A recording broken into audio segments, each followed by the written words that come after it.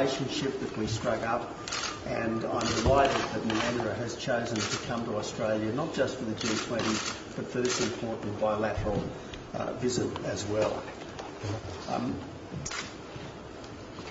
India, as we know, is one of the world's emerging superpowers.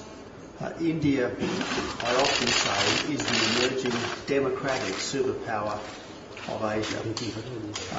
We in Australia tend to associate India with cricket and with sport. That's important, but we can never forget that India is an intellectual powerhouse, a potential economic powerhouse. IT, science, medicine, research, these are all great strengths of India's, and they can be great strengths for Australia as well if our relationship develops as it should. The trade relationship is underdeveloped, and Prime Minister Modi and I have spent quite some time this morning talking about what we need to do to really crank up the trade relationship. Yes, Australia has recently signed, recently negotiated free trade agreements with Korea, Japan and now China. We're not resting on our laurels. We're not satisfied with just that.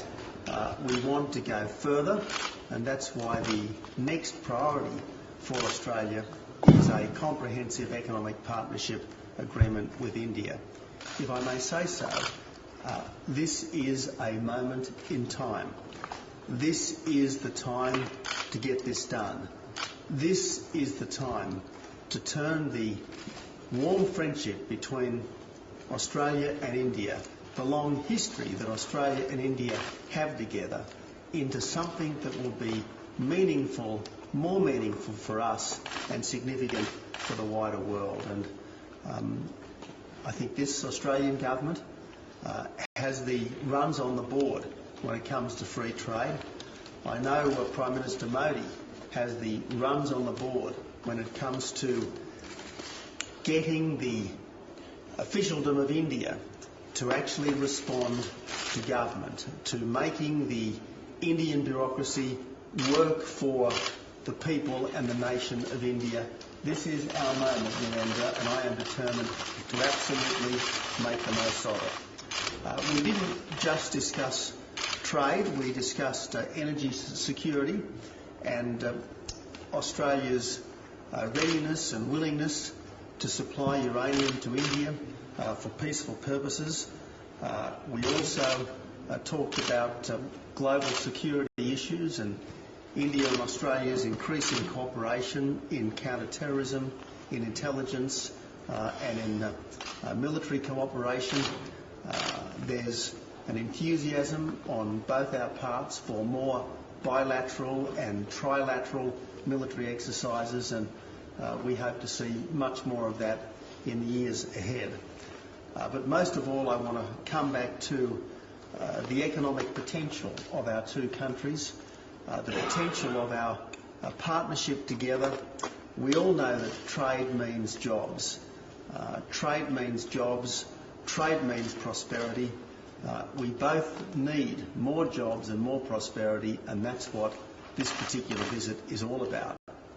More trade, more jobs, more prosperity for our two countries. And again, Narendra, thank you so much for being here. I really do welcome you to our country. His Excellency, Prime Minister Tony Abbott, friends from media. I thank Prime Minister Abbott, the people and the federal and the state governments of Australia for wonderful visit so far. Prime Minister Abbott and I have spent the last week together at the East Asia Summit, the G20, and for this bilateral summit.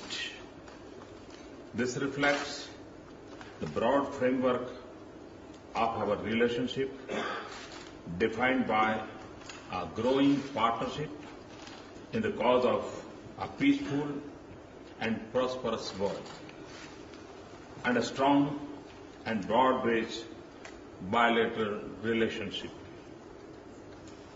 This is a natural partnership arising from our shared values and interests and our strategic maritime locations. India and Australia have a great economic synergy.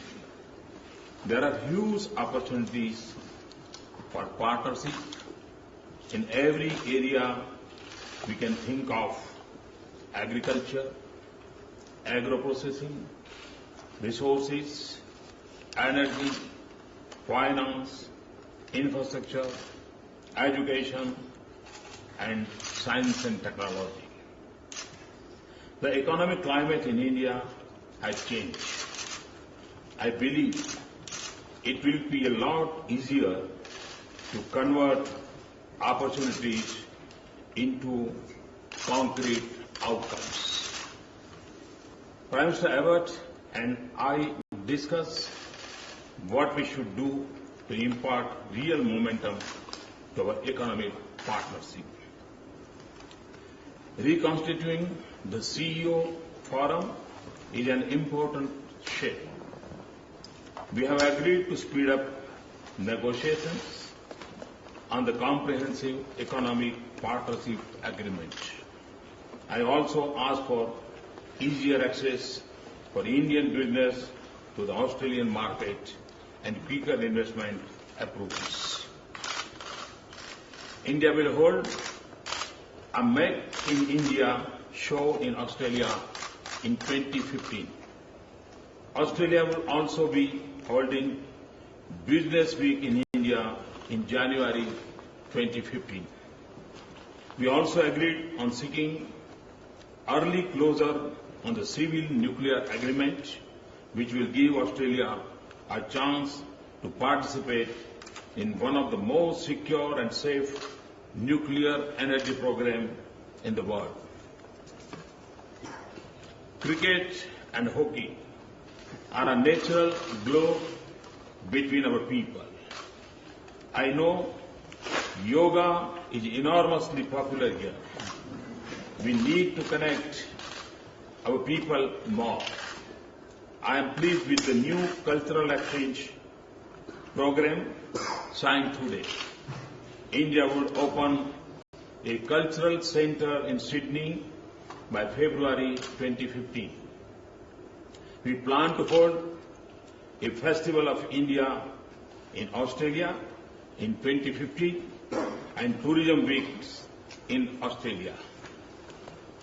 The Social Security Agreement is a really positive development. It will help in making our business relations stronger, especially in the service sector. I greatly welcome the new framework for security cooperation. Security and defense are important and growing areas of the new India-Australia partnership for advancing regional peace and stability and combating terrorism and transnational crimes.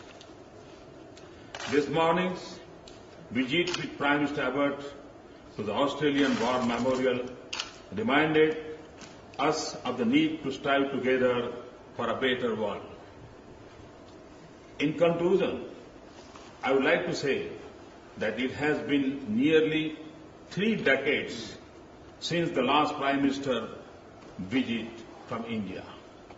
The fact that we have exchanged visits in 2 months is a sign of better times to come. I am deeply honored by the opportunity to speak to the Parliament after this and look forward to spending the evening at the Melbourne Cricket Ground with Prime Minister Abbott. Thank you once again. Thank you.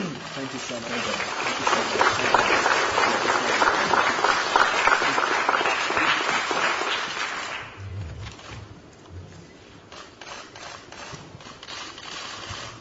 much.